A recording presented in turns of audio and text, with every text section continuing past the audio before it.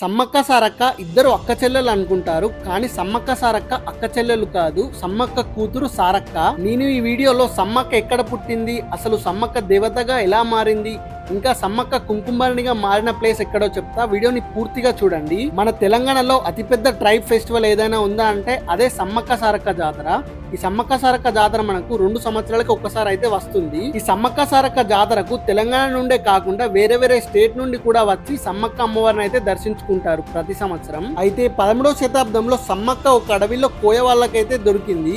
వాళ్ళు సమ్మక్కని పెంచుకున్నారు. కొన్ని సంవత్సరాలు అయ్యాక ఓరుగల్లు రాజులు మేడారం ప్రాంతం వాళ్ళు పన్ను కట్టలేదని యుద్ధం అయితే ప్రకటిస్తారు. ఆ యుద్ధంలో సమ్మక్క గెలిచి చిలకల గుట్ట మీదకైతే వెళ్లి కుంకుమరణిగా అయితే మారిపోతుంది. సమ్మక్క సారక్కకైతే 3 పిల్లలు. వాళ్ళ పేర్లు వచ్చేసి జంపన్న, సారక్క, నాగులమ్మ. మీరిప్పుడు చూస్తున్న ఇంట్లోనే సమ్మక్క చిన్నప్పటి నుండి పుట్టి పెరిగింది. ఇంకా మీకు కంప్లీట్ సమ్మక్క గురించి హిస్టరీ కావాలనుకుంటే మన యూట్యూబ్ ఛానల్లో ఫుల్ వీడియో అప్లోడ్ చేశాను, తప్పకుండా చూడండి.